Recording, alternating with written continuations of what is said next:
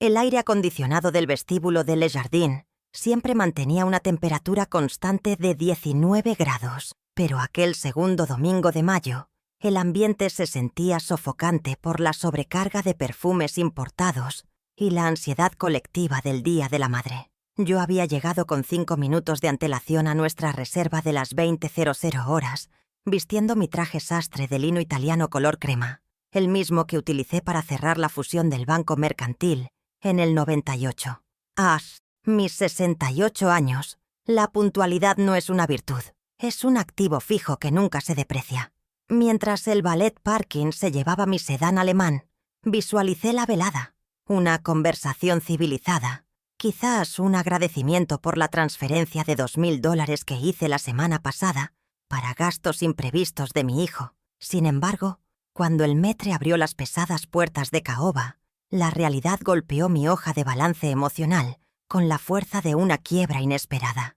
Desde la entrada, mi vista entrenada para detectar anomalías en hojas de cálculo tardó menos de 3 segundos en auditar la situación en la mesa 4, la más exclusiva, situada junto al ventanal que daba al jardín de orquídeas. Allí no había una silla vacía esperándome. Estaban mi hijo Héctor, mi nuera Paula, y presidiendo la cabecera con una copa de champán rosado en la mano, su madre, Loretta Valdivia.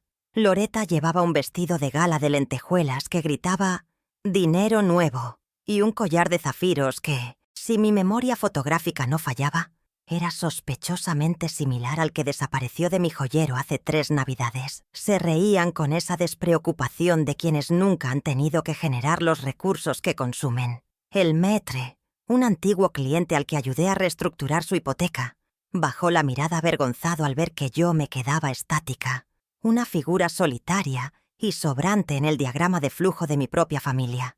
Héctor me vio antes de que yo pudiera dar un paso hacia ellos. La transformación en su rostro fue inmediata.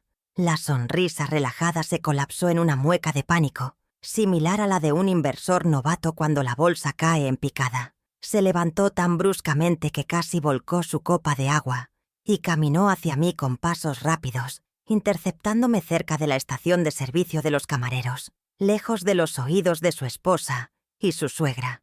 Noté las gotas de sudor perlando su frente, a pesar del clima controlado. Llevaba un traje de diseñador que le quedaba ligeramente holgado en los hombros, una metáfora visual perfecta de cómo le quedaba el puesto de gerente junior que yo le había conseguido.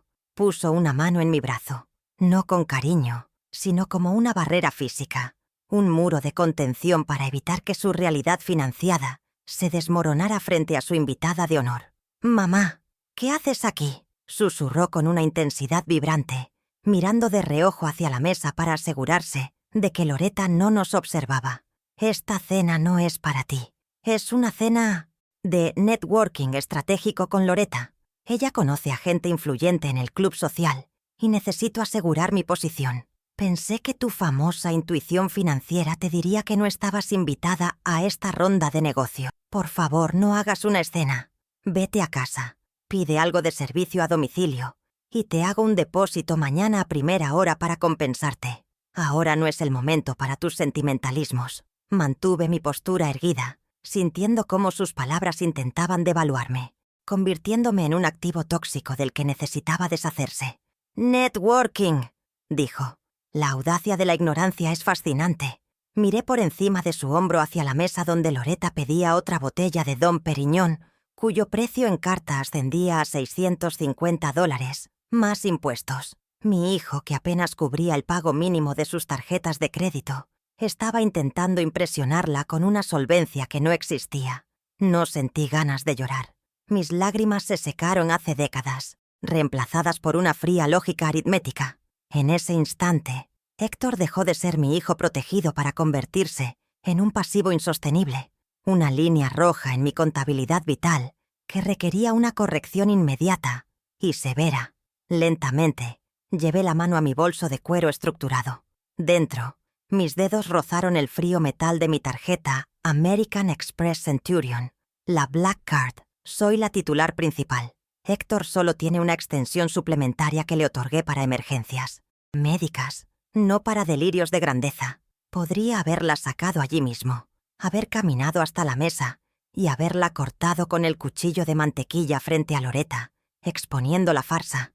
Pero el escándalo es el recurso de los amateurs. Los verdaderos arquitectos del poder operan en silencio, en las sombras de los servidores bancarios y las letras pequeñas de los contratos. Retiré la mano del monedero sin la tarjeta, optando por sacar mi teléfono móvil de última generación.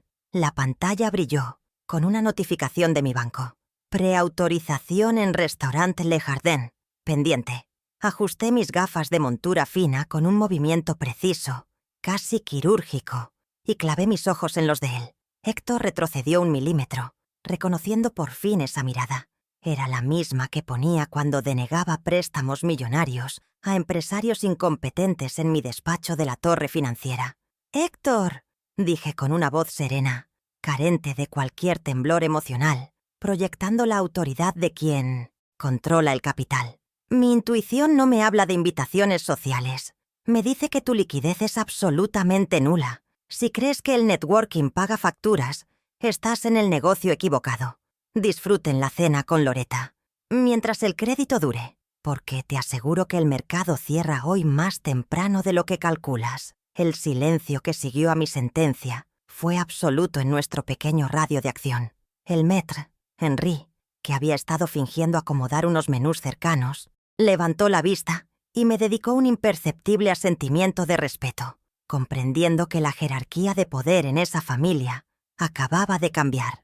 En la mesa contigua, una pareja de ancianos que había dejado de comer su entrante para escuchar el intercambio, miró a Héctor con una mezcla de lástima y desaprobación. Él se quedó allí, pálido, con la boca ligeramente abierta, incapaz de procesar si lo que acababa de escuchar era una amenaza o una simple observación de mercado.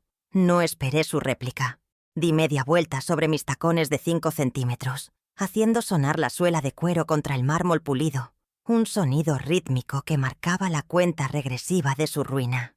Caminé hacia la salida sin mirar atrás, sintiendo la brisa nocturna en la cara al cruzar las puertas giratorias.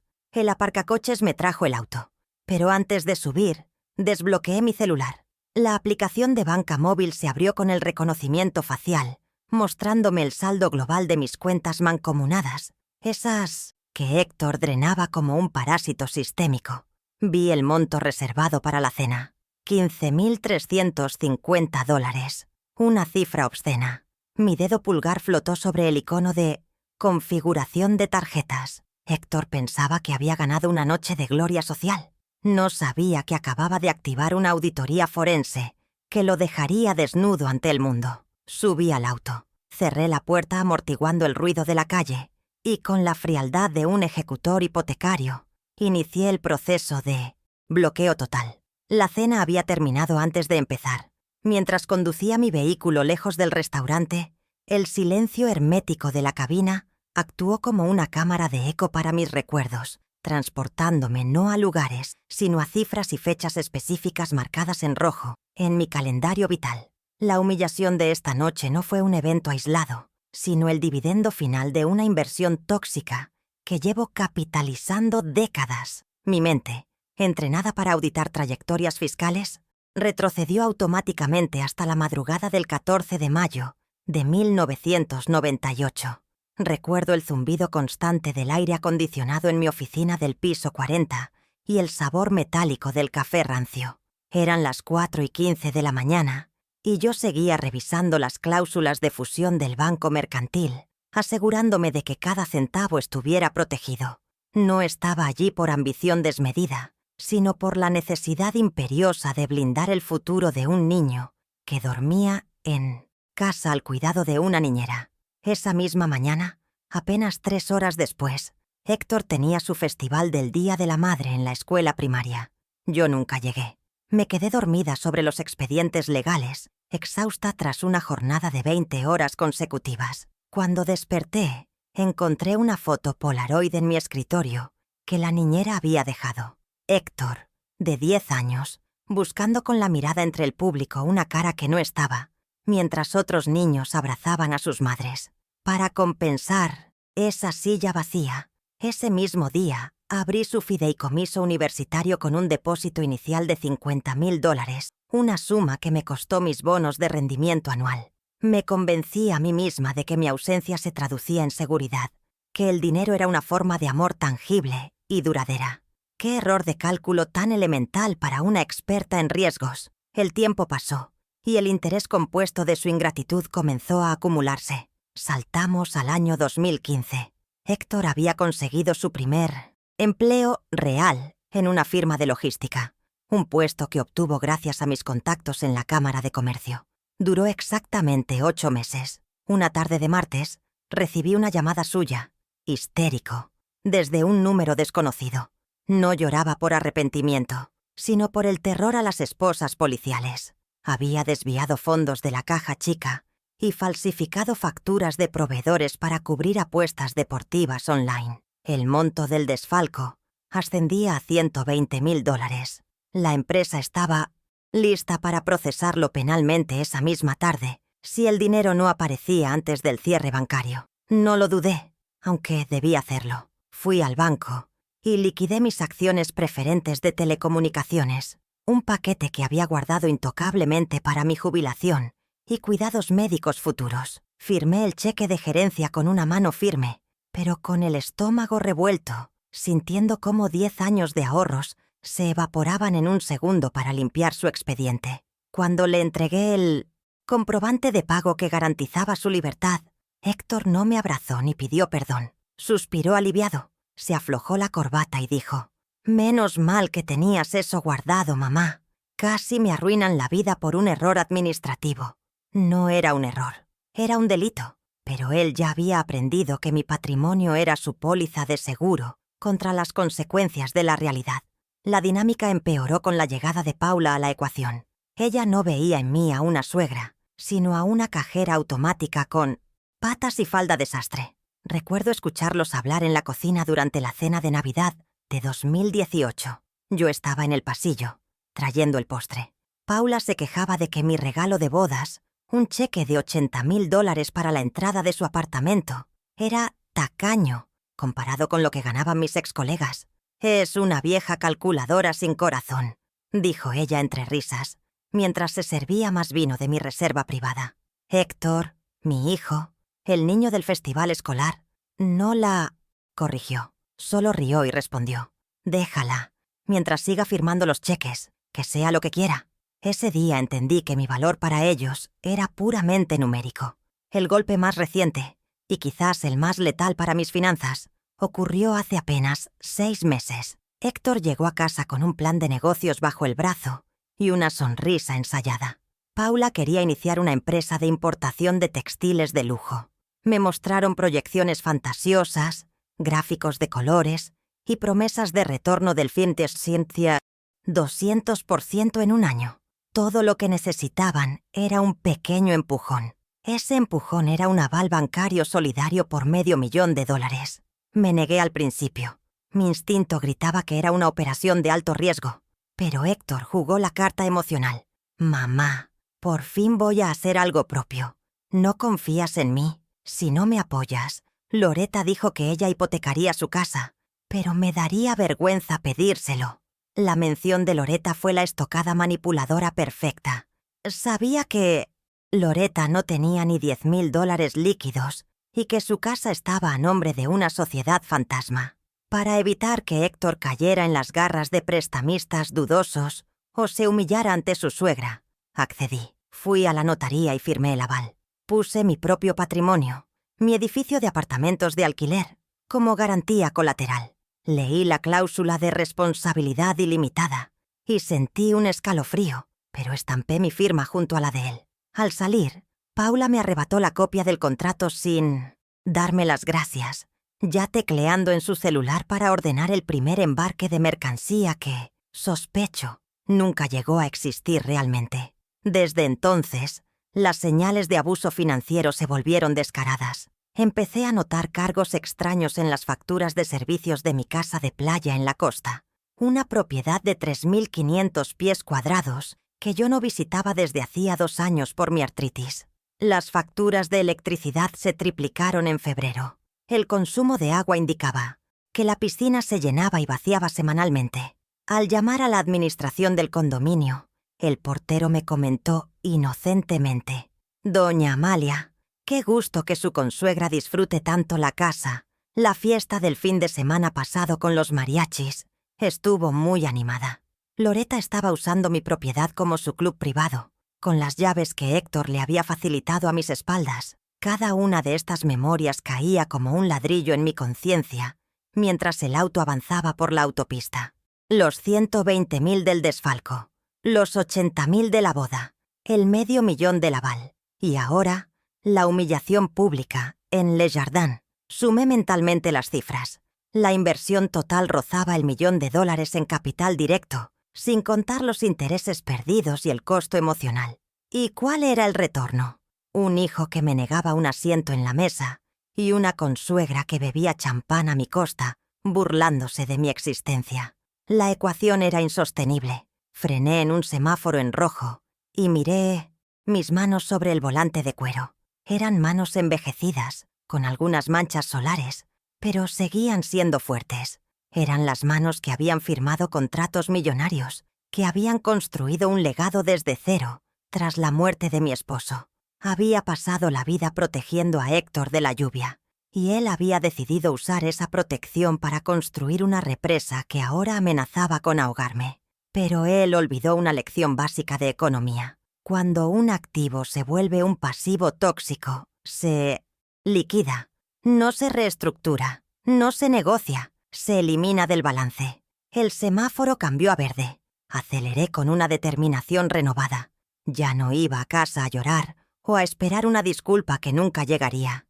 Iba a mi oficina privada, donde guardaba los archivos físicos que no estaban en la nube, las acciones al portador de sus secretos. La tristeza se había disipado, reemplazada por una claridad fría y metódica. Héctor quería jugar a ser un magnate con el dinero de mamá. Perfecto. Iba a recibir una lección intensiva sobre lo que sucede cuando el Banco Central, yo, decide cerrar el grifo de la liquidez y ejecutar las garantías. La auditoría apenas comenzaba. Llegué a mi edificio residencial, pero en lugar de subir a mi ático, bajé al estacionamiento subterráneo donde tenía mi trastero de seguridad climatizado. Allí estaban las cajas etiquetadas por años fiscales. Busqué la de 2015, legal, y la de Propiedades Costa. Necesitaba las pruebas físicas. Al abrir la primera caja, el olor a papel viejo me dio la bienvenida. Saqué el expediente del desfalco, con la confesión firmada que le hice redactar a Héctor, por si acaso. En su momento fue para recordarle su error. Ahora sería la munición para mi defensa. La guerra había sido declarada, y yo tenía el arsenal nuclear guardado en cajas de cartón. Entré a mi apartamento en el piso 12, un espacio de 200 metros cuadrados, donde el silencio suele ser mi único compañero de habitación. No encendí las luces del recibidor. Me guié por la memoria muscular hasta mi estudio privado, el verdadero centro neurálgico de mi vida. Este no es un cuarto de costura, ni una sala de lectura para jubiladas. Es una oficina ejecutiva equipada con terminales Bloomberg, 3 monitores de alta resolución y una trituradora de papel de grado industrial. Me senté en mi silla ergonómica de cuero negro, esa que ha sostenido mi espalda durante crisis bursátiles y recesiones globales, y exhalé el aire viciado del restaurante que aún parecía adherido a mi ropa. Frente a mí, las pantallas cobraron vida con un resplandor azulado, iluminando mi rostro con la frialdad de los datos puros. Era hora de dejar de ser madre para convertirme en auditora forense, y la primera pieza de evidencia ya estaba parpadeando en mi teléfono con una insistencia casi obscena. La notificación bancaria que había ignorado en el coche ahora ocupaba el centro de mi atención. Desbloqueé el dispositivo y abrí el detalle de la transacción rechazada en Le Jardin. La cifra exacta era de $15.350 con 42 centavos. Mis ojos se entrecerraron al analizar el desglose preliminar que el sistema de seguridad de la tarjeta Black Centurion había marcado como patrón de gasto inusual. No era solo una cena. Habían intentado cargar 3 botellas de Chateau Petrus de 1989, añada legendaria, junto con una propina del 20% precalculada. Héctor no solo había intentado pagar la cuenta de su suegra conmigo, Había intentado financiar una bacanal gastronómica, asumiendo que mi tarjeta era un pozo sin fondo. La denegación por fondos insuficientes, un estado que yo había activado manualmente minutos antes, debió haber sido el momento más humillante de su vida adulta, y apenas estábamos empezando. Dejé el teléfono sobre el escritorio de caoba y me centré en el monitor central, accediendo al portal de banca en línea con mis credenciales de administrador. Mientras el sistema cargaba, noté una luz roja parpadeando en la base de mi teléfono fijo. Un sistema VoIP conectado a mi móvil. Tenía un mensaje de voz nuevo, grabado hacía apenas 20 minutos, probablemente mientras yo conducía de regreso. Presioné el botón de reproducción y ajusté el volumen. La voz de Héctor llenó la habitación, pero no era el tono arrogante del restaurante. Era un susurro desesperado, entrecortado, con un ruido de fondo de platos y murmullos tensos. Se había escondido, quizás en el baño del Fiemtos restaurante, para hacer esa llamada.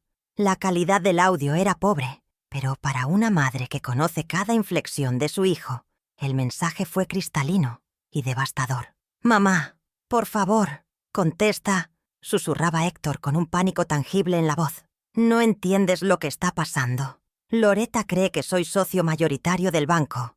Le dije que tu nombre en la tarjeta es porque tú manejas mi fideicomiso por temas fiscales. Si la tarjeta no pasa, se va a dar cuenta de que soy un empleado.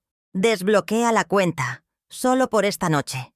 Te lo firmo, te firmo un pagaré, lo que quieras, pero no me dejes tirado aquí. Mamá». El audio se cortó abruptamente, probablemente porque alguien entró al baño. Me recosté en la silla, entrelazando los dedos. Así que esa era la magnitud de la mentira.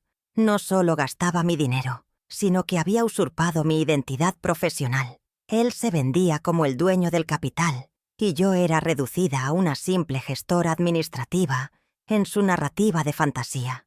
La confesión grabada era una prueba de su duplicidad moral, pero necesitaba cuantificar el daño financiero sistémico.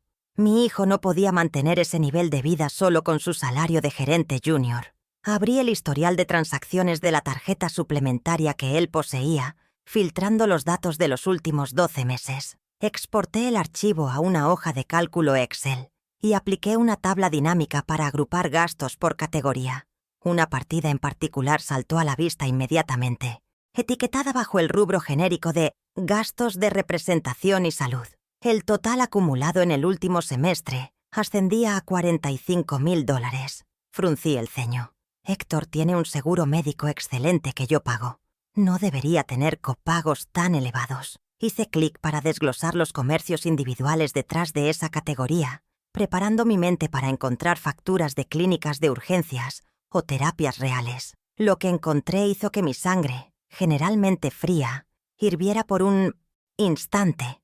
Los cargos no eran de hospitales, eran recurrentes, mensuales, provenientes de Clínica Estética Renacer y Instituto de Rejuvenecimiento Integral. Busqué los códigos de comercio en la base de datos mercantil. No eran servicios médicos necesarios, eran tratamientos de lujo, botox, rellenos dérmicos, hilos tensores y sesiones de láser. Fechas y montos coincidían perfectamente con las semanas previas a eventos sociales, donde Loretta aparecía luciendo, radiante para su edad.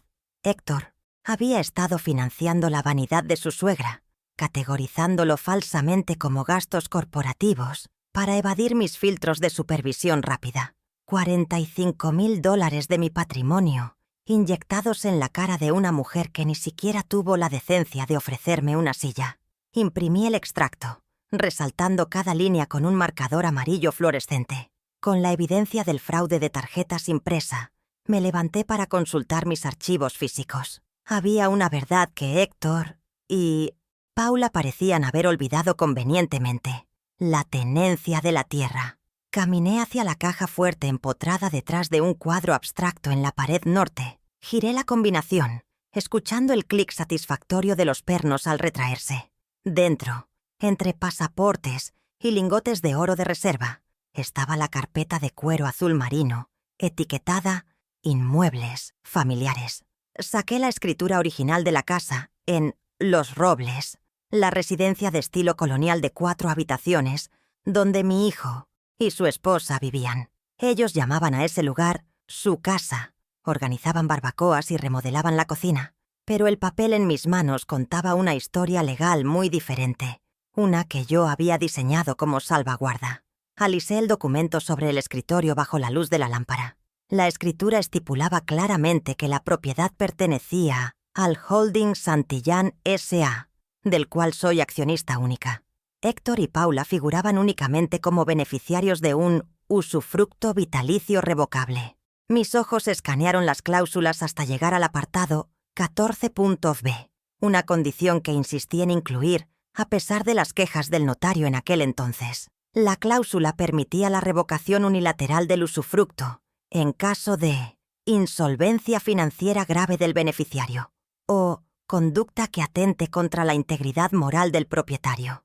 Había sido una medida extrema en su momento, pensada para proteger la casa de acreedores externos, pero ahora se leía como una profecía autocumplida.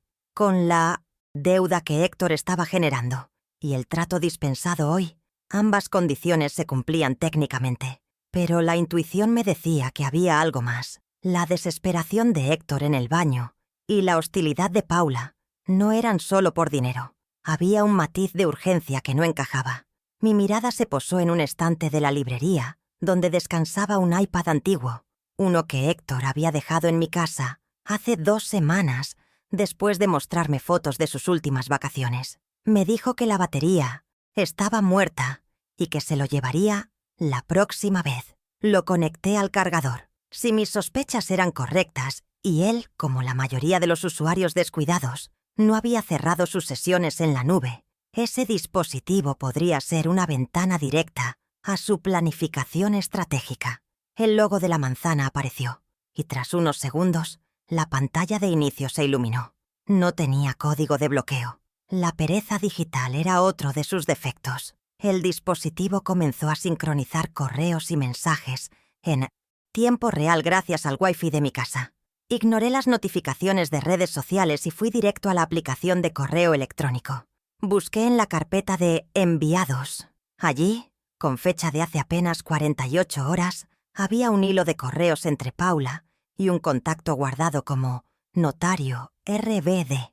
El asunto del correo me heló la sangre más que cualquier cifra bancaria. Consulta sobre procedimiento de interdicción. Incapacidad.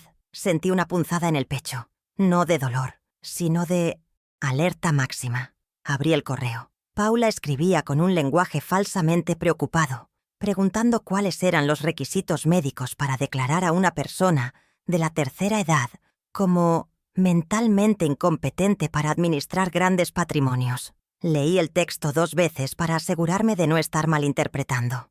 «Mi suegra», escribía Paula, «ha empezado a tener comportamientos erráticos, olvida cosas y gasta dinero de forma impulsiva.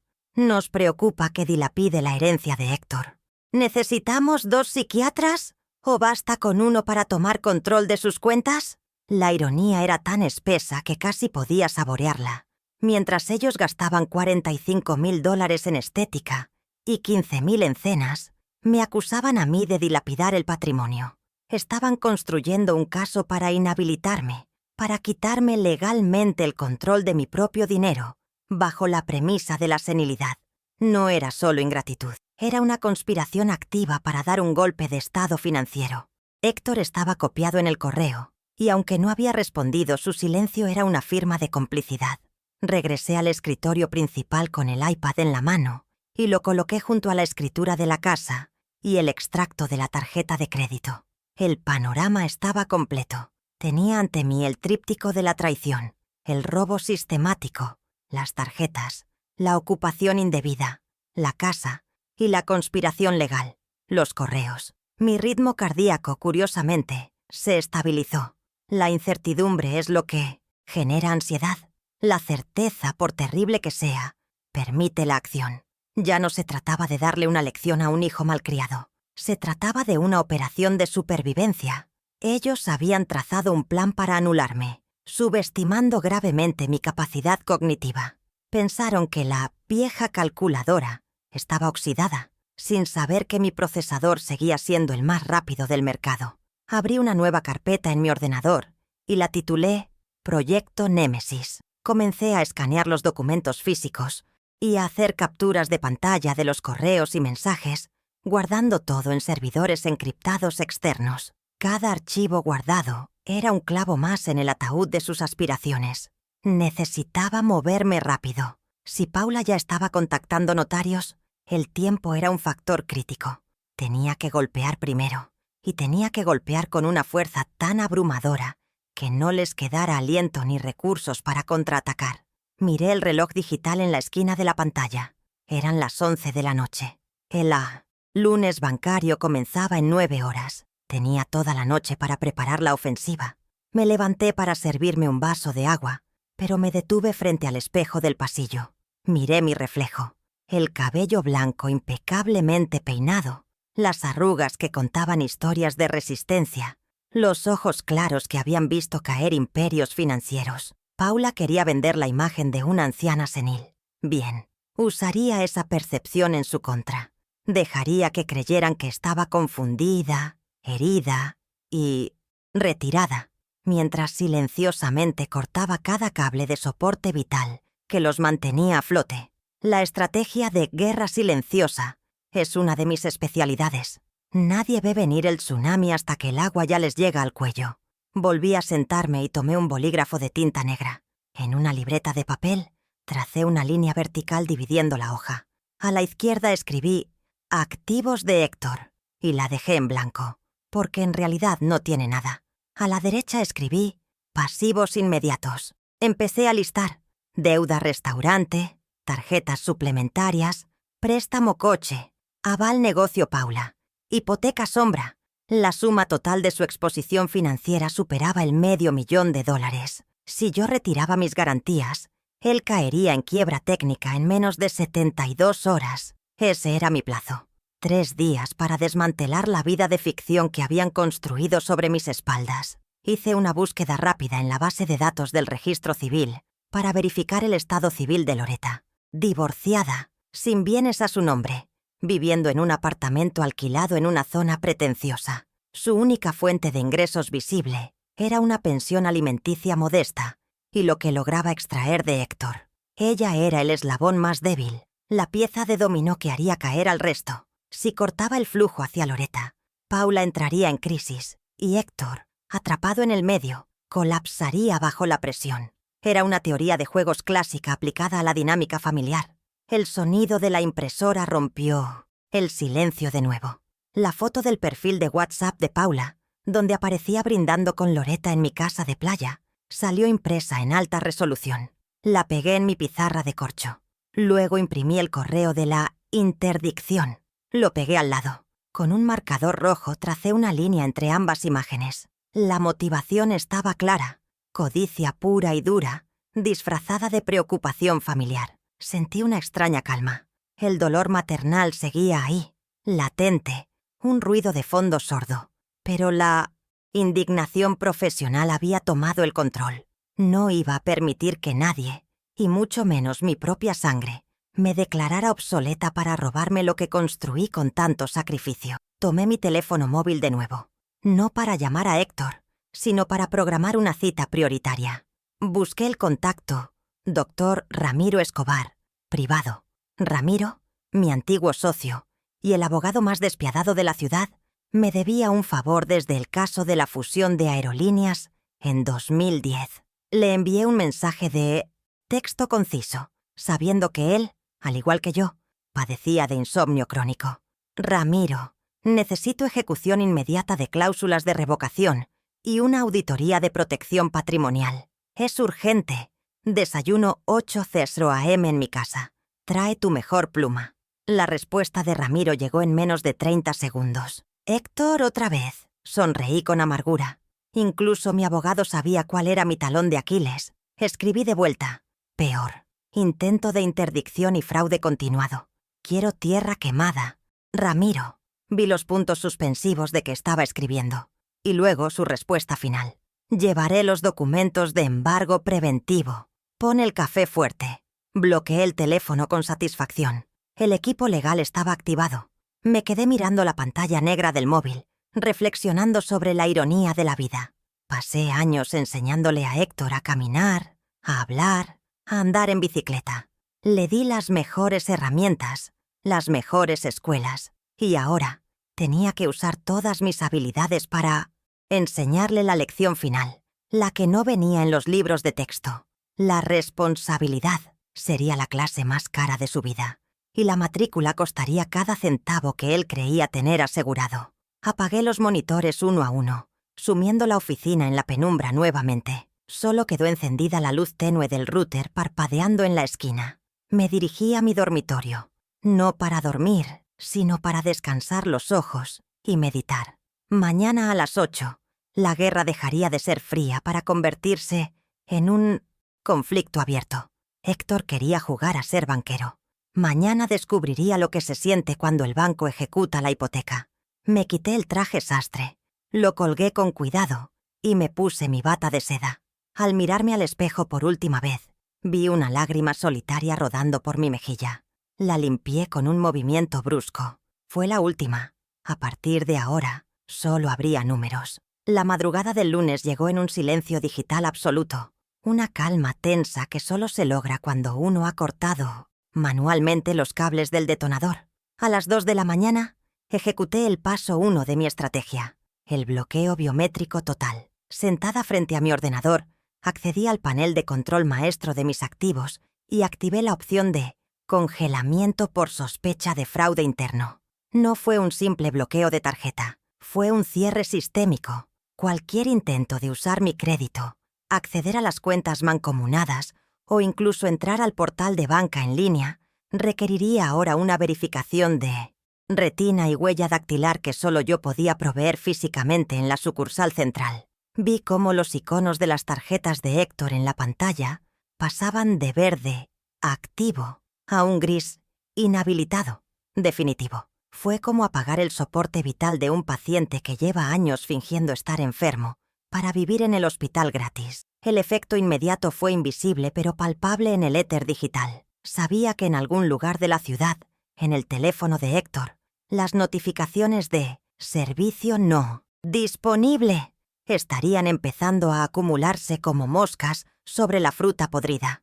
Me serví una segunda taza de té de manzanilla, observando la pantalla con la satisfacción de un ingeniero que ha cerrado las compuertas de una presa antes de la inundación. No habría llamadas de auxilio esa noche porque había desviado todas las comunicaciones entrantes de sus números directamente a una carpeta de archivo silencioso.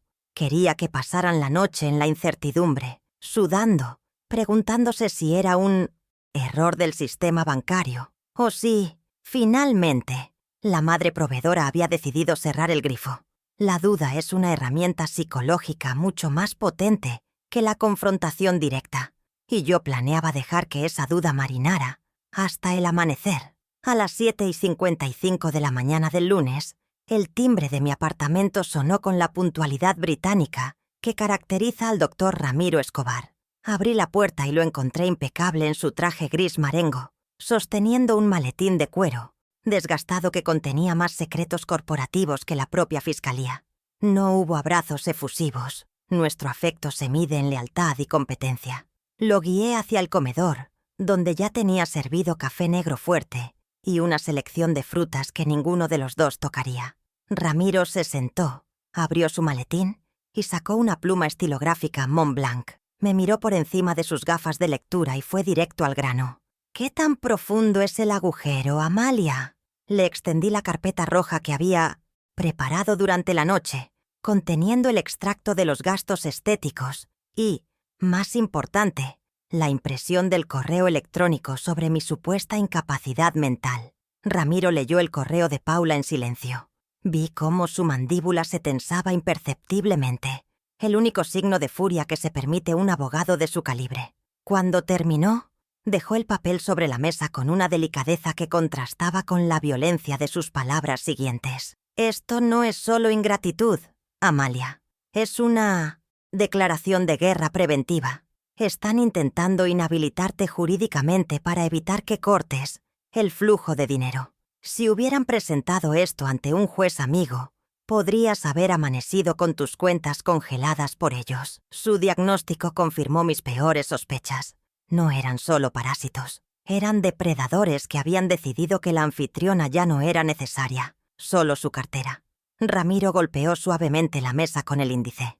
Tenemos que actuar antes del viernes. Si ellos inician el trámite de interdicción, todo se complicará. Necesitamos un ataque nuclear táctico. Asentí tomando un sorbo de café frío. Por eso te llamé, Ramiro. Quiero ejecutar la cláusula 14.b de la escritura de la casa. Revocación de usufructo por ingratitud y riesgo patrimonial. Ramiro sonrió, una sonrisa afilada como una hoja de papel nueva. La revocación por ingratitud es difícil de probar en tribunales civiles normales, pero con este correo y los gastos de las tarjetas, tenemos la causal perfecta. Injuria grave contra el donante y malversación de fondos. Puedo redactar la demanda esta misma mañana, pero el desalojo... Eso lleva tiempo. Lo interrumpí levantando la mano. No quiero un desalojo judicial que tarde meses. Quiero una ejecución de garantías contractuales. La casa es propiedad de mi holding. El contrato de usufructo estipula que, ante insolvencia, deben vaciar la propiedad en 72 horas. Quiero que redactes la notificación notarial para entregarla en Quenollos. Momento más inoportuno posible. Discutimos los tiempos con la precisión de generales ante un mapa de batalla. Hoy era lunes. Si enviábamos la notificación hoy, tendrían tiempo de inventar excusas o buscar abogados baratos. Necesitábamos un escenario donde no pudieran esconderse, donde la presión social les impidiera montar un escándalo de victimización. ¿Cuándo es el próximo evento de Loretta?, preguntó Ramiro, conociendo bien la vanidad de mi consuegra. El viernes por la noche, respondí. Un cóctel benéfico en el club social. Ella es la anfitriona, financiada por supuesto, por mi hijo. Los ojos de Ramiro brillaron. Perfecto. Entregamos la notificación allí, delante de su público. Pero necesitamos más munición para justificar la medida extrema ante los ojos de la sociedad, por si intentan difamarte después. Acordamos que yo pasaría los siguientes 2 días recopilando la prueba final de solvencia, o la falta de ella, mientras él blindaba la estructura legal. Ramiro se marchó a las 9:30, llevándose consigo las copias certificadas y dejándome con una lista de tareas. El resto del lunes transcurrió en una calma engañosa. Mi teléfono, que había desbloqueado solo para números selectos, permaneció mudo de llamadas de Héctor, señal de que estaba buscando dinero desesperadamente por otros medios antes de enfrentarme. Sabía que no me llamaría hasta tener una solución o una mentira creíble. Pasé la tarde monitoreando las alertas de seguridad. A las 4 de la tarde, hubo un intento de cargo de $500 en una licorería de lujo. Denegado. A las 6, un intento de retiro de efectivo en un cajero automático. Denegado. Estaba viendo en tiempo real cómo su mundo se encogía. Cada denegación era un muro que se levantaba a su alrededor, obligándolo a enfrentar la realidad de su propia insolvencia. El martes fue un día de observación pasiva y dolorosa. Me dediqué a revisar los registros físicos de mis bienes muebles. Algo en mi inventario mental no cuadraba. Recordé que hace 2 meses, Héctor me pidió prestada la llave de mi caja de seguridad en el Banco Central, bajo el pretexto de guardar unos documentos importantes de su empresa. En ese momento confié en él. Ahora, esa confianza me parecía una negligencia criminal. La duda se instaló en mi estómago como una piedra fría. En esa caja no solo había papeles, estaba el aderezo de esmeraldas de mi abuela, una joya de 1920 tasada en $28.000 que yo guardaba para la futura esposa de un nieto que quizás nunca tendría. La sospecha era tan vil que intenté descartarla, pero el patrón de comportamiento de Héctor no admitía el beneficio de la duda. El miércoles por la mañana, decidí que no podía operar con suposiciones. Fui al Banco Central a las 10, justo cuando abrían las bóvedas de seguridad. El ambiente en la cámara acorazada era gélido y silencioso, revestido de acero y mármol. El oficial de cuentas, un hombre joven que no conocía mi historia, me acompañó hasta la caja número 405. Introduje mi llave maestra, giré el mecanismo y extraje la caja metálica larga y pesada. Me llevaron a una cabina privada para revisarla. Mis manos temblaban ligeramente, no por la edad, sino por el miedo a confirmar que la corrupción de mi hijo no tenía límites morales. Levanté la tapa de metal gris. A primera vista todo parecía en orden. Los sobres de Manila, los títulos de propiedad antiguos. Pero el estuche de terciopelo azul oscuro al fondo estaba mal, cerrado. Abrí el estuche. Estaba vacío. El collar de esmeraldas y los pendientes a juego habían desaparecido. En su lugar había un papel doblado torpemente, un recibo de una casa de empeños de segunda categoría en el centro de la ciudad. Préstamos Rápidos El Sol. La fecha del empeño era de hacía 3 semanas. El monto del préstamo, $4.500. Había vendido una reliquia familiar insustituible, valorada en casi $30.000, por menos del 15% de su valor, probablemente para pagar algún capricho de Paula o una deuda de juego urgente. Sentí una náusea profunda. No era solo el robo, era la baratura de la traición. Había liquidado mi legado por monedas. Tomé una foto del recibo con mi celular, asegurándome de que el nombre de Héctor, que figuraba como depositante, fuera legible. Esta era la evidencia definitiva de un delito penal. Hurto agravado por abuso de confianza. Salí del banco con el recibo en mi bolso y una determinación de hierro forjado. Ya no había vuelta atrás. Si antes sentía alguna lástima maternal, se había evaporado en esa cabina privada. Me dirigí a mi coche y antes de arrancar, hice una búsqueda rápida en el registro online de la casa de empeños. El artículo aún estaba en período de retracto. Podía recuperarlo, pero no lo haría hoy. Ese recibo era más valioso en manos de Ramiro que las joyas en mi cuello. Conduje de regreso a casa visualizando el tablero de juego.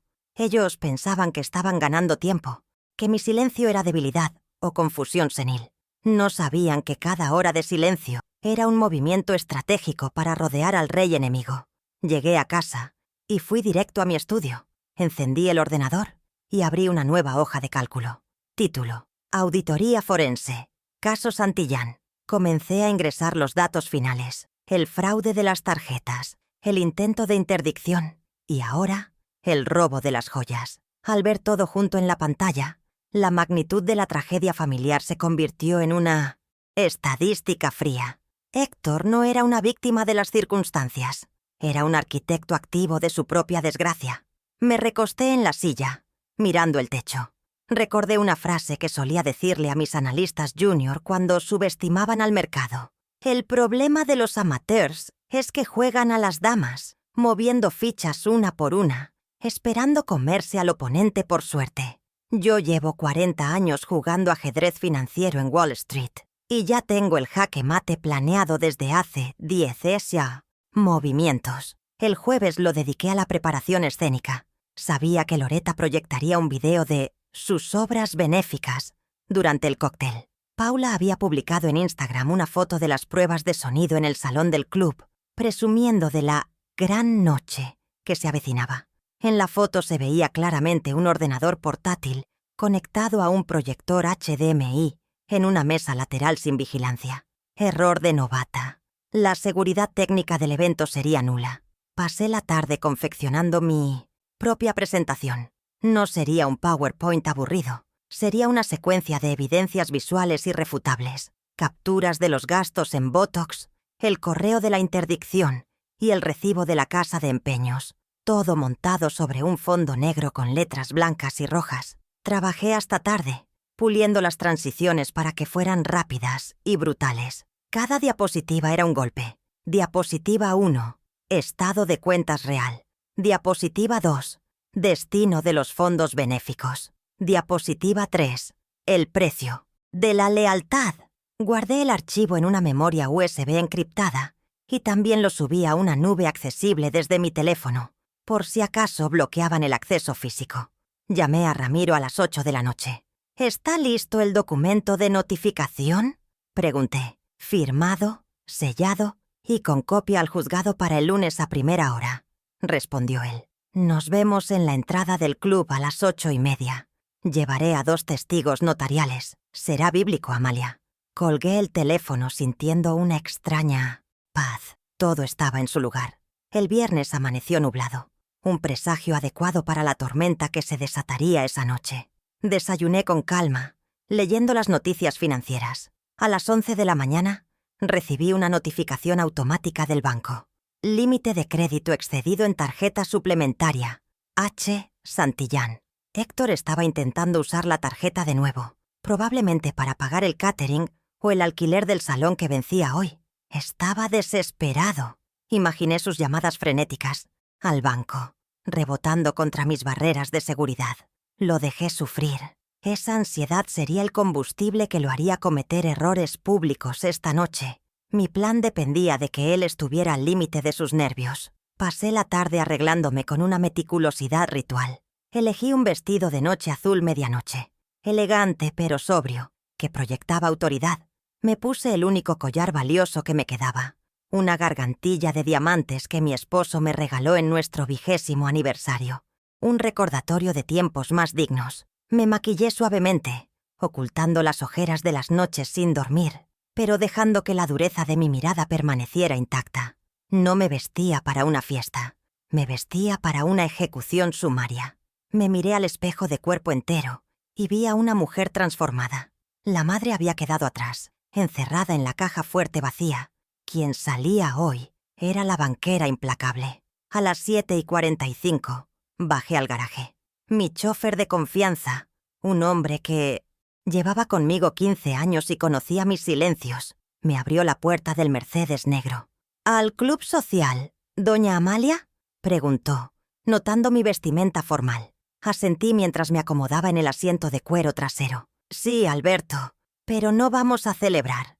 Vamos a hacer una clausura de operaciones. El coche arrancó suavemente, deslizándose hacia la noche. Toqué la memoria USB en mi bolso de mano como si fuera un arma cargada. En menos de una hora, la farsa de los Santillán Valdivia se estrellaría contra el muro de la realidad, y yo sería quien conduciría el choque. Estaba lista. El plazo de mi paciencia había expirado oficialmente. El club social, Los Laureles, resplandecía esa noche como una joya falsa bajo los reflectores halógenos, proyectando una imagen de opulencia que contrastaba violentamente con la realidad financiera de sus anfitriones. Al bajar de mi coche en la entrada principal, el aire vibraba con la música suave de un cuarteto de cuerdas y el murmullo de motores, de alta gama. Conté 3 Porsche Cayenne y 2 Range Rover último modelo en la fila del ballet. Un desfile de estatus que Loretta intentaba emular desesperadamente. Eran las 8:20 de la noche. Ajusté el broche de mi bolso, sintiendo el peso reconfortante de la memoria USB que contenía su sentencia pública. No sentía nervios, solo la fría anticipación de un cirujano a punto de extirpar un tumor maligno que llevaba años consumiendo los recursos vitales del organismo familiar. Caminé hacia las puertas de cristal con la cabeza alta, ignorando la mirada curiosa del portero que, acostumbrado a verme en juntas directivas, se sorprendió al verme en un evento tan frívolo. Al entrar al Salón de los Espejos, la escena que me recibió fue una coreografía perfecta de hipocresía social. Candelabros de cristal de Bohemia colgaban del techo, iluminando a un centenar de invitados que bebían champán tibio y comían canapés de salmón. En el centro, Loretta Valdivia, enfundada en un vestido rojo, escarlata que probablemente costó más que la matrícula universitaria de un estudiante promedio, reía ruidosamente con la esposa del alcalde. Sin embargo, mi radar se enfocó inmediatamente en la periferia, en las sombras cerca de la entrada de la cocina. Allí estaba Héctor, discutiendo en voz baja pero frenética con el jefe de catering. Su postura era la de un hombre acorralado, hombros caídos, manos gesticulando excesivamente, y ese brillo de sudor en la frente que ningún aire acondicionado podía secar. Era el retrato vivo de la insolvencia intentando negociar con la realidad. Me acerqué a ellos sigilosamente, mis pasos amortiguados por la alfombra persa. Pude escuchar el final de la conversación. El encargado del servicio, un hombre robusto llamado Marcelo, al que yo había contratado para eventos corporativos en el pasado, estaba cruzado de brazos, impasible. Señor Santillán, la transferencia no llegó. Mi política es clara. Sin pago completo antes de servir el plato fuerte, mis camareros se retiran. Me debe $8.400 ahora mismo. Héctor se pasó la mano por el pelo, desesperado. Marcelo, por favor, es un error del banco. Mi madre está por llegar. Ella lo solucionará. En ese instante di un paso adelante, saliendo de la penumbra. «Tu madre ha llegado, Héctor», dije con voz suave pero firme. «Pero me temo que el banco ha cerrado definitivamente sus operaciones de caridad». Héctor se giró como si hubiera visto un fantasma, una mezcla de alivio y terror cruzando su rostro. «Mamá, gracias a Dios. Mira, hay un malentendido con la tarjeta corporativa. Necesito que le hagas un cheque a Marcelo ya mismo, o van a parar el servicio. Loretta me matará si los camareros se van». Lo miré con una lástima clínica. Ni siquiera me preguntó cómo estaba. Solo veía en mí una chequera con piernas. Me volví hacia Marcelo, quien me saludó con un respeto genuino. «Buenas noches, Marcelo. Lamento informarle que el señor Santillán no tiene autorización para comprometer mis fondos. Si él quiere que el servicio continúe, tendrá que ofrecerle una garantía tangible de su propio patrimonio, no del mío». Héctor palideció, entendiendo que la red de seguridad había desaparecido por completo. «¿Garantía? ¿De qué hablas?», balbuceó Héctor. Señalé su muñeca izquierda.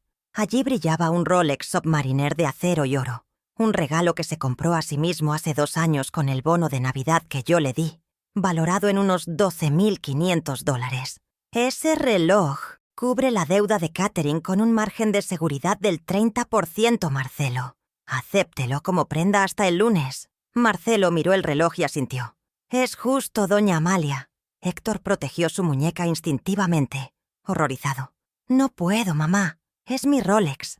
Loretta va a notar si no lo llevo». Me acerqué a él, invadiendo su espacio personal, y le susurré con una frialdad letal. «Tienes 2 opciones. Entregas el reloj ahora y mantienes tu farsa 2 horas más. O Marcelo apaga las luces y se lleva la comida delante de todos. Tú eliges dignidad estética o humillación gástrica». Con manos temblorosas y los ojos llenos de una furia impotente, Héctor se desabrochó el reloj. El clic metálico del cierre al abrirse sonó para mí como la campana de apertura de la bolsa. La liquidación de activos había comenzado. Le entregó el reloj a Marcelo, quien lo guardó en su bolsillo con profesionalismo y se retiró a la cocina para dar la orden de servir la cena. Héctor se quedó allí, frotándose, la muñeca desnuda, una marca blanca de piel no bronceada revelando su pérdida. «Esto es cruel, mamá. ¿Por qué me haces esto?», siseó. «Llámalo una lección de liquidez inmediata, hijo. Nunca compres lo que no puedes mantener». Fue mi primera pequeña victoria de la noche. Había forzado una transacción real, obligándolo a pagar su propia fiesta con su propia carne, despojándolo de un símbolo de estatus para cubrir una necesidad básica. Antes de que pudiera responderme, una nube de perfume dulzón anunció la llegada de Loretta. «Héctor, cariño, ¿dónde está el vino en la mesa 3? «Ah, Amalia, viniste». Su tono era una mezcla de sorpresa desagradable y condescendencia triunfal. Me escaneó de arriba abajo, buscando algún fallo en mi vestimenta, pero no encontró ninguno. «Pensé que estabas muy cansada para estos trotes sociales, querida. Ya sabes, a nuestra edad el ruido cansa». Sonreí, una mueca afilada. «Al contrario, Loretta, me siento revitalizada. No quería perderme tu discurso sobre la generosidad. Siempre es fascinante ver cómo la gente reparte lo que no le pertenece». Ella soltó una risita nerviosa, sin captar el doble sentido, y tomó del brazo a Héctor. «Ven, yerno, preséntame al director del banco que acaba de llegar». Héctor se dejó arrastrar, mirándome con pánico, sabiendo que yo era la verdadera dueña de su destino esa noche. Aproveché su ausencia para avanzar hacia mi objetivo táctico, la mesa de control audiovisual. Estaba situada discretamente en un rincón elevado del salón, operada por un chico joven con auriculares que parecía aburrido. Paula estaba cerca, hablando con un grupo de amigas, dándoles la espalda al equipo técnico. Ella llevaba un vestido plateado y reía con esa falsedad que había perfeccionado, pero noté que revisaba su teléfono cada 30 segundos, probablemente esperando respuesta del notario sobre mi incapacidad. No me vio acercarme al técnico. Era el momento de asegurar el canal de transmisión. Mi victoria con el reloj de Héctor había sido privada. Lo que venía ahora requería una audiencia masiva. Me deslicé junto a la mesa de mezclas y saludé al joven técnico con un billete de $100 discretamente doblado en mi mano. «Hola, joven. Soy Amalia Santillán, la patrocinadora principal del evento». Mentí con la autoridad que dan las canas y el dinero. Hubo un cambio de último minuto en la presentación de la señora Valdivia. Me pidió que te entregara este archivo actualizado.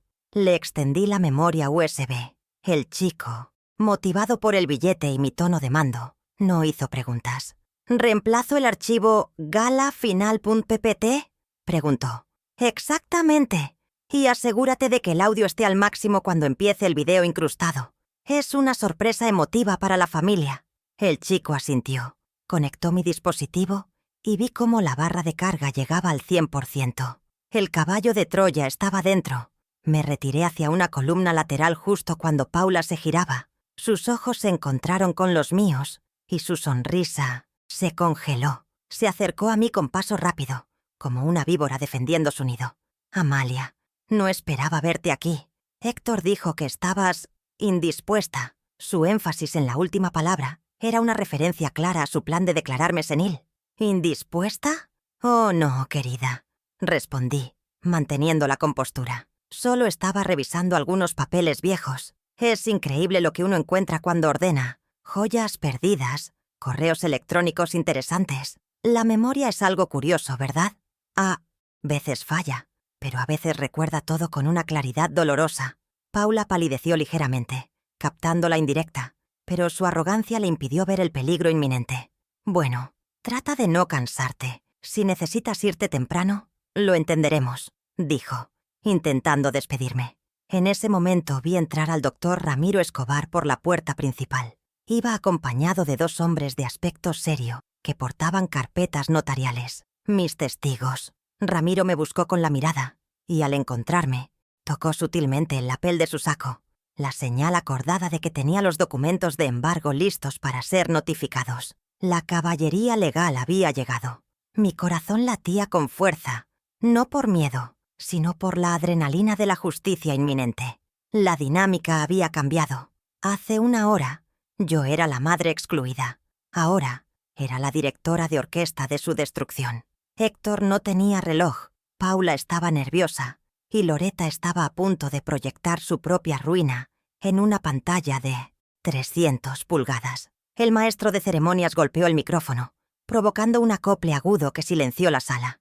«Damas y caballeros, por favor tomen sus asientos. Vamos a comenzar con las palabras de nuestra anfitriona y benefactora, la señora Loretta Valdivia». Los aplausos fueron educados pero entusiastas. Vi a Héctor sentarse en la mesa principal, escondiendo su muñeca desnuda bajo la mesa. Loretta subió al estrado, radiante, ajena a que estaba parada sobre una trampilla que yo acababa de desbloquear. Las luces del salón se atenuaron, dejando solo el foco sobre ella y la pantalla gigante a sus espaldas. Me quedé de pie en la parte trasera, junto a Ramiro, que se había unido a mí en silencio. «¿Está hecho?», susurró él. «El archivo está cargado», respondí sin apartar la vista del escenario. «Y Héctor ya ha empezado a pagar. Su Rolex es la propina del catering». Ramiro sonrió en la oscuridad. Loretta tomó el micrófono, su voz amplificada llenando el espacio. «Buenas noches a todos. Hoy celebramos el amor, la familia y, sobre todo, la honestidad». La ironía de sus palabras fue casi física. Apreté mi copa de agua con fuerza. «Disfruta el momento, Loretta», pensé, «porque en 5 minutos la única cosa transparente en esta sala será tu saldo bancario». El técnico levantó el pulgar hacia el escenario. El espectáculo estaba a punto de comenzar. Loretta Valdivia sostenía el micrófono con una elegancia ensayada, brillando bajo los focos mientras desgranaba un discurso sobre la importancia del sacrificio familiar y la filantropía desinteresada. «Porque, queridos amigos», decía con voz trémula y teatral, «dar es mucho más gratificante que recibir. En mi familia siempre hemos puesto el bienestar de los demás por encima del nuestro». La audiencia, compuesta por la élite financiera de la ciudad, asentía con aprobación, hipnotizada por la puesta en escena.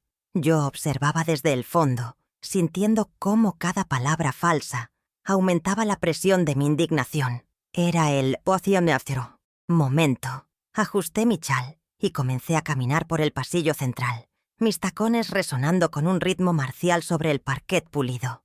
No pedí permiso. Mi presencia emanaba una autoridad que hizo que los invitados se apartaran instintivamente, abriendo un corredor directo hacia el escenario de la mentira. Al llegar al pie de la escalinata, Loretta me vio. Su sonrisa se vaciló por una fracción de segundo, pero intentó recuperarse.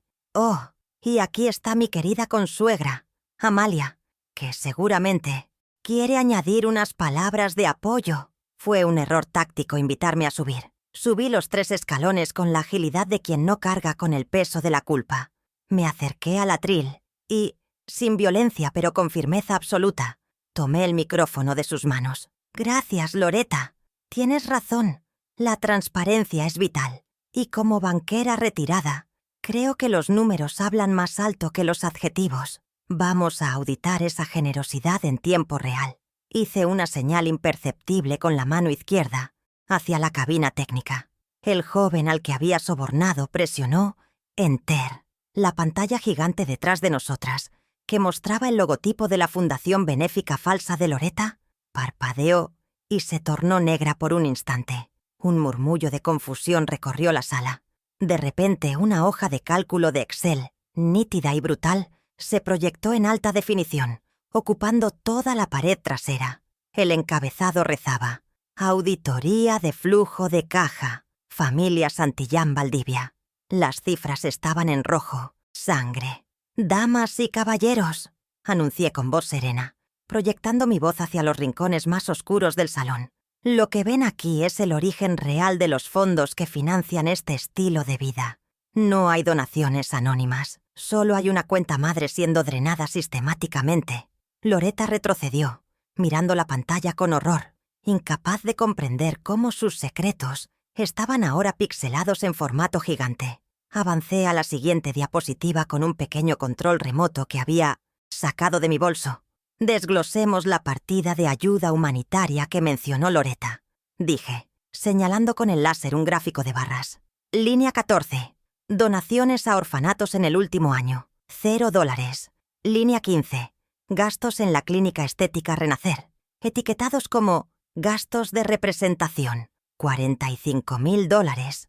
Un grito ahogado colectivo emergió de las mesas cercanas. La imagen de las facturas detalladas de Botox, rellenos y lipoescultura apareció en pantalla, con las fechas coincidiendo exactamente con los retiros de mi cuenta.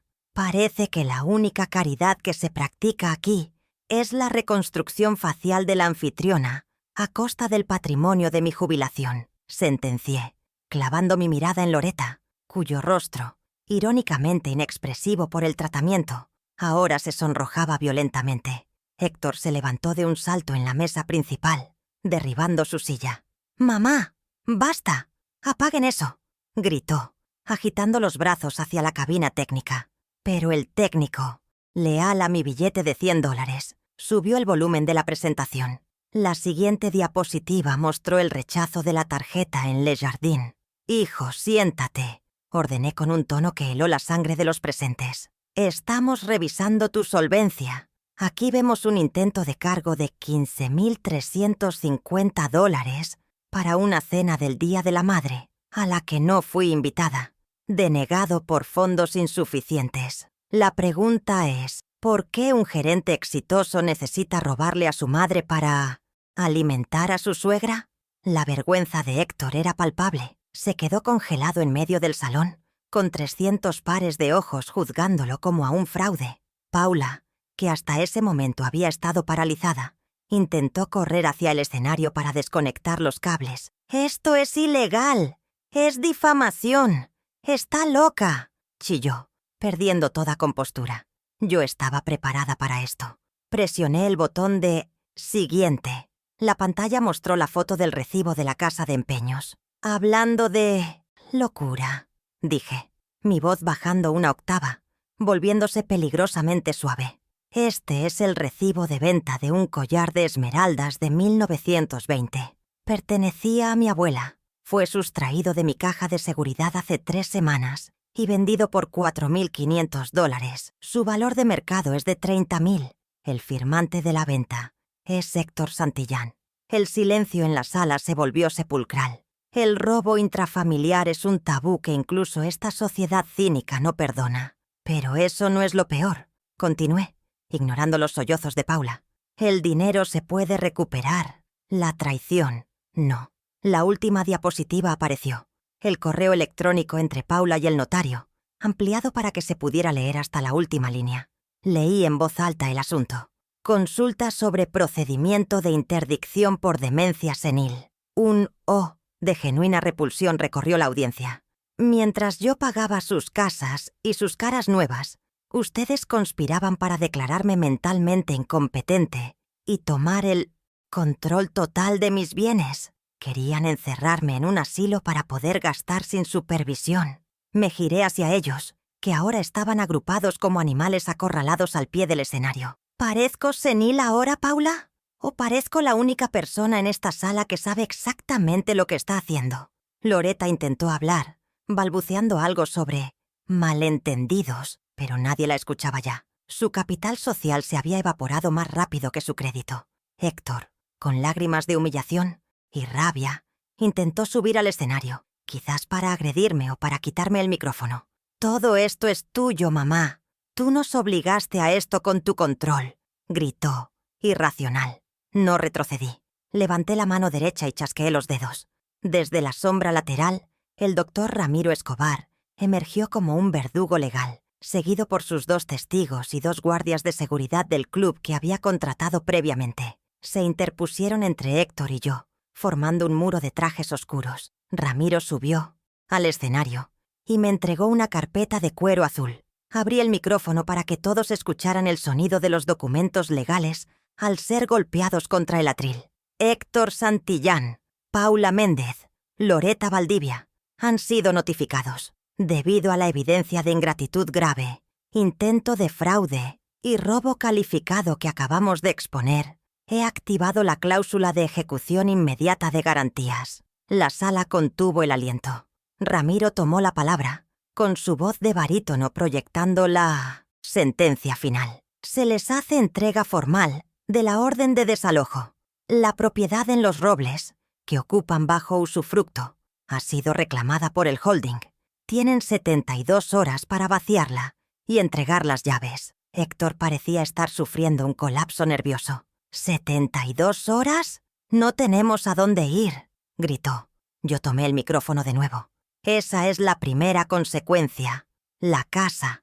Ya no tienen techo financiado por mí, señalé a Ramiro, quien sacó un segundo documento. Segunda consecuencia. El dinero. He interpuesto una demanda civil por el desfalco de las tarjetas y el robo de las joyas. Sus salarios actuales y futuros están embargados preventivamente hasta cubrir la deuda de $480,000 más intereses legales. Paula cayó de rodillas, sollozando, entendiendo que su vida de lujos había terminado para siempre. Y la tercera consecuencia, dije, mirando directamente a los ojos de los invitados, a los socios del club, a los banqueros y empresarios que ahora miraban a la familia Santillán como si tuvieran una enfermedad contagiosa. La reputación. En este mundo, el crédito se basa en la confianza. Ustedes han demostrado ser insolventes moralmente. A partir de esta noche, no solo están en bancarrota financiera, están en bancarrota social. Nadie en esta sala volverá a hacer negocios con un hombre que roba a su madre o una mujer que conspira contra su suegra. El juicio público estaba dictado. Vi cómo el presidente del club hacía una señal al jefe de seguridad para que estuviera atento a escoltarlos fuera. Loretta, viendo cómo su mundo de apariencias se desmoronaba, intentó acercarse a mí, apelando a una última manipulación. «Amalia, somos familia, las abuelas de tus nietos». La corté con una risa seca y desprovista de humor. «No tengo nietos, Loretta. Y tú no tienes familia. Tienes cómplices. Y los cómplices caen juntos». Me giré hacia la pantalla y presioné el botón de apagar. La imagen de sus delitos se desvaneció, dejando solo una pantalla blanca y brillante que los iluminaba en su miseria. «La presentación ha terminado. Sugiero que empiecen a empacar. Las cajas de cartón no son baratas. Y recuerden, sus tarjetas están bloqueadas». Héctor me miró con un odio que se mezclaba con el miedo puro de un niño perdido. «¿Qué vas a hacer ahora, mamá? ¿Dejarnos en la calle?», preguntó con voz rota. Me ajusté las gafas y lo miré con la serenidad de quien ha cerrado un balance difícil pero necesario. «No, Héctor, yo no los dejo en la calle. Ustedes construyeron su casa sobre arena movediza. Yo solo retiré la mano que impedía que se hundieran. Bienvenidos al mundo real. Es frío, es duro y cuesta dinero. Buena suerte». El silencio que siguió fue absoluto, pesado y definitivo. Nadie aplaudió, nadie habló. Era el silencio del respeto temeroso que se le tiene al poder verdadero cuando se manifiesta sin filtros. Bajé del escenario con la cabeza alta, apoyada ligeramente en el brazo de Ramiro.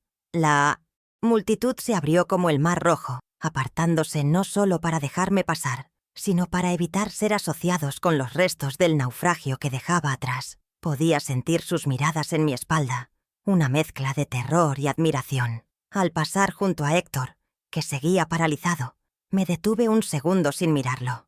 «El lunes a las 9 envío a los tasadores», le susurré al oído. «Asegúrate de que la casa esté limpia. Odio que mis activos se deprecien por falta de higiene». Seguí caminando hacia la salida.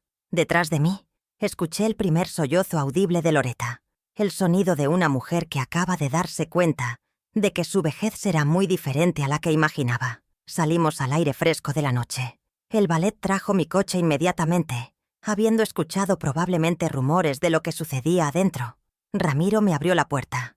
«Brutal, Amalia. Quirúrgico», dijo con una media sonrisa. «Solo fue justicia, Ramiro», respondí, sintiendo cómo la adrenalina comenzaba a bajar, dejando paso a un cansancio profundo pero limpio. La justicia siempre parece brutal para quien está acostumbrado a la impunidad. Me acomodé en el asiento trasero y cerré los ojos mientras el coche se alejaba del club. No había vuelta atrás. Había dinamitado los puentes, quemado las naves y salado la tierra. Pero por primera vez en años no sentía el peso de ser la proveedora explotada. Me sentía ligera. Había recuperado lo único que no se puede comprar: mi dignidad. El clímax había terminado.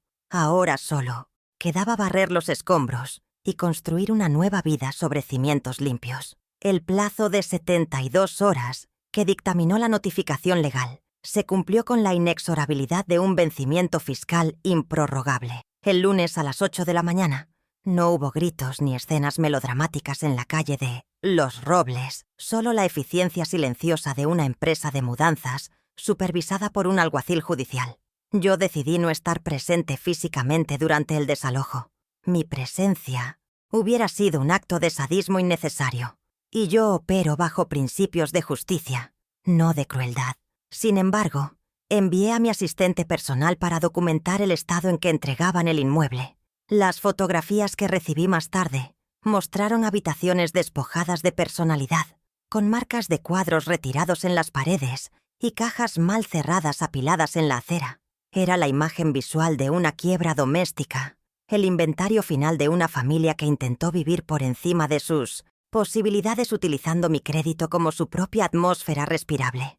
Al ver las llaves sobre el mostrador de granito en la última foto, sentí que recuperaba no solo una propiedad de $2,5 millones, sino fragmentos de mi propia alma que habían estado hipotecados durante demasiado tiempo. Una semana después, entré a la casa vacía para la inspección final, antes de ponerla en el mercado de alquiler corporativo. El aire olía a cerrado y a un rastro persistente del perfume barato de Loretta, una fragancia que intentaba disfrazar la decadencia con notas florales agresivas. Caminé por los pasillos resonantes, mis pasos marcando el ritmo de una nueva era.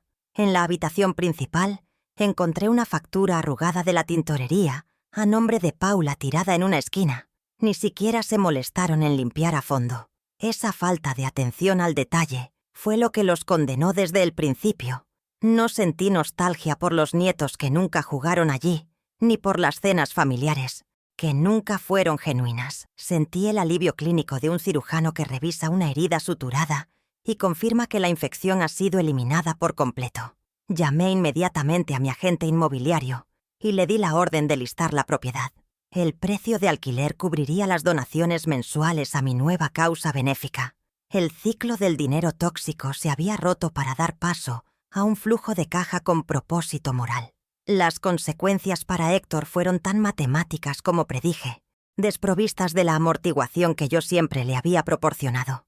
Con su reputación manchada en los círculos de alta gerencia y una demanda civil activa por fraude y robo, las puertas corporativas se le cerraron una tras otra. Sin embargo, el mercado laboral es vasto para quienes están dispuestos a descender en la escala alimenticia.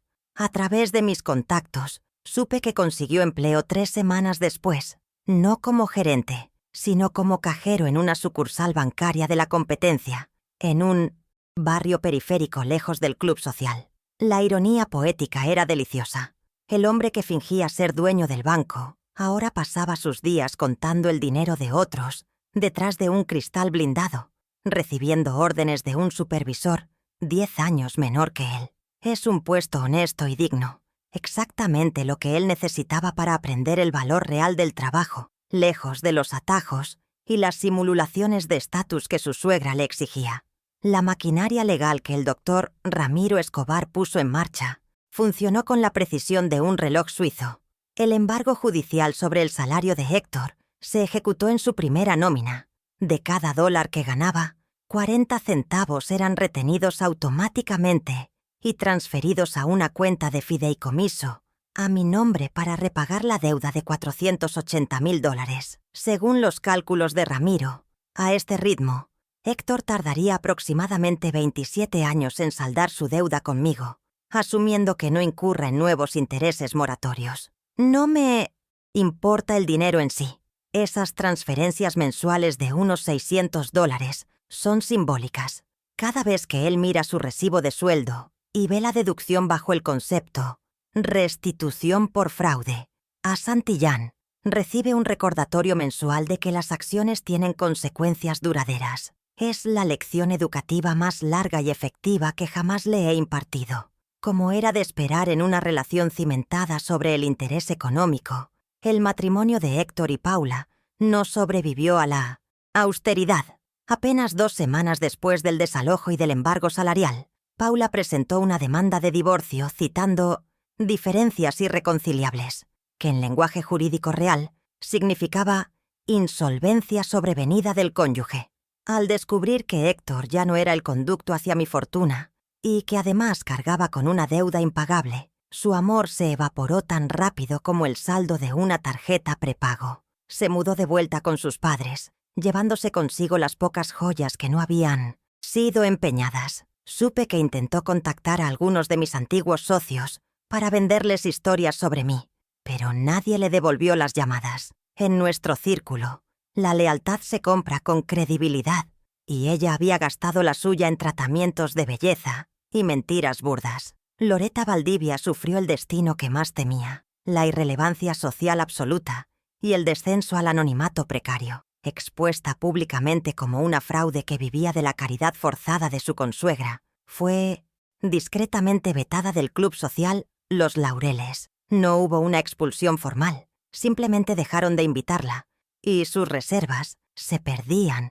misteriosamente. Se vio obligada a mudarse a un apartamento de una habitación en un sector ruidoso de la ciudad, lejos de los códigos postales prestigiosos. Me contaron que ahora vende productos cosméticos por catálogo para complementar su exigua pensión. A veces, cuando paso por esa zona en mi coche, imagino su figura desvanecida intentando mantener la altivez con zapatos de suela desgastada.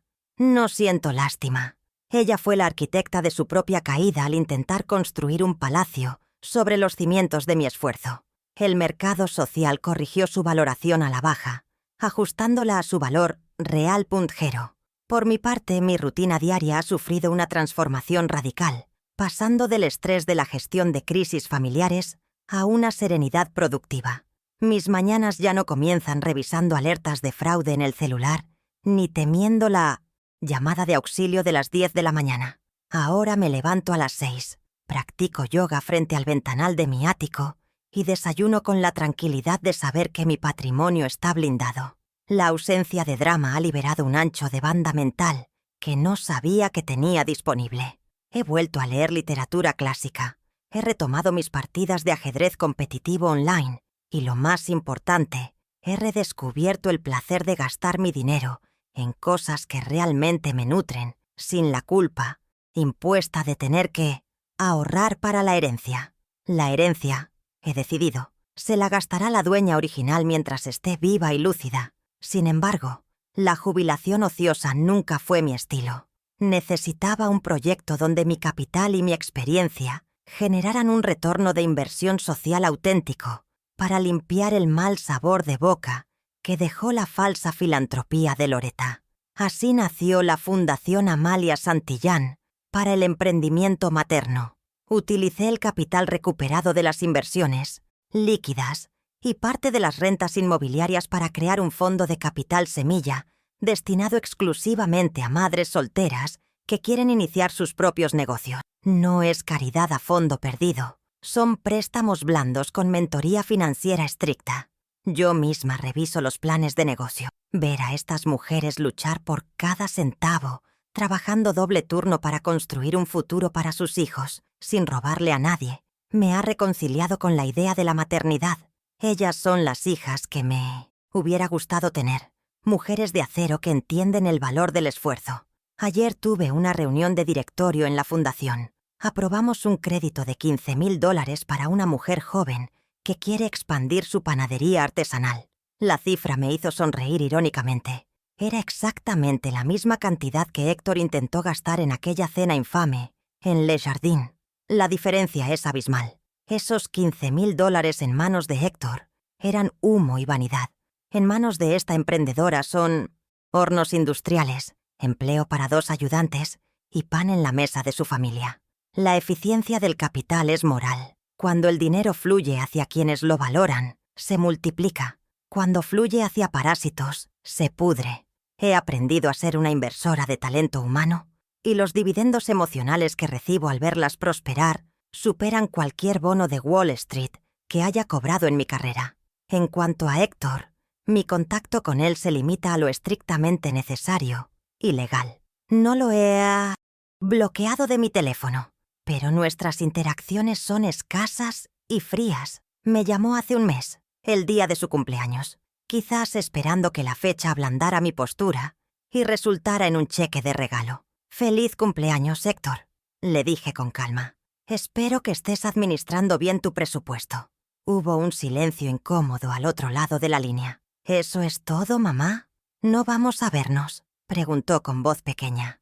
«No por ahora», respondí. «Estoy muy ocupada auditando los balances de la fundación y tú tienes un horario bancario que cumplir. No llegues tarde, la puntualidad es clave para el ascenso». Corté la llamada sin remordimientos. La madre abnegada murió aquella noche en el club. Lo que queda es una mentora distante, que solo premia el mérito demostrado, no el vínculo sanguíneo. He vuelto a visitar mi casa de la playa, la que Loretta usaba como su balneario privado. Cambié todas las cerraduras y contraté un sistema de seguridad biométrico. El primer fin de semana que pasé allí sola, me senté en la terraza con una copa de vino blanco, escuchando el mar. No había mariachis, no había gritos, no había desorden, solo la inmensidad del océano y mi propia compañía.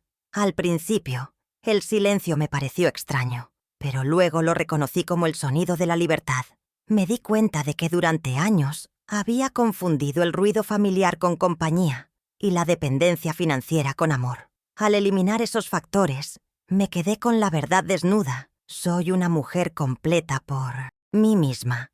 No necesito ser la billetera de nadie para justificar mi existencia en este mundo.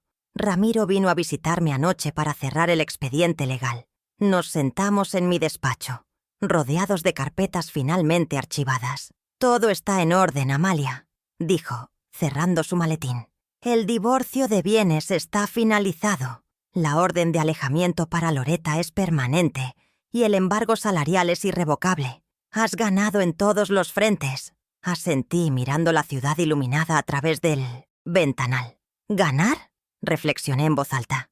«En la guerra familiar no hay ganadores, Ramiro, solo sobrevivientes, pero al menos he recuperado el control del territorio. Le serví un whisky de Malta de 25 años. Brindamos por la ley y el orden, dos conceptos que mi familia había olvidado y que yo tuve que reimplantar a la fuerza. Esta mañana me encuentro en mi oficina, con el sol bañando mi escritorio de caoba. Tengo delante de mí el balance general del último trimestre.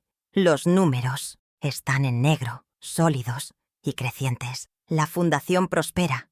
Mis inversiones personales rinden frutos y, lo más vital, mi cuenta emocional está libre de pasivos tóxicos. Miro la foto de Héctor que aún conservo en un estante lateral. Es una foto vieja, de cuando era niño. Ya no me duele mirarla. Ahora la veo como el recuerdo de una inversión fallida que me enseñó la lección más importante de mi vida financiera. He reescrito los términos y condiciones de mi afecto. Ya no es una línea de crédito ilimitada, sino un activo que debe ganarse día a día. Cierro la carpeta con suavidad y apago la pantalla del ordenador. Me levanto, aliso mi falda y camino hacia la puerta, lista para ir a visitar la nueva sede de la fundación. Antes de salir, echo un último vistazo a la habitación, el lugar donde tracé la estrategia de mi liberación. Todo está en su sitio. El caos ha sido ordenado. La dignidad ha sido restaurada. Y mientras apago la luz, murmuro para mí misma la conclusión final de este informe de auditoría vital. Una verdad que Héctor aprenderá contando billetes ajenos. En la banca y en la vida, el crédito se basa estrictamente en la confianza. Y una vez que entras en bancarrota moral, no hay refinanciación posible.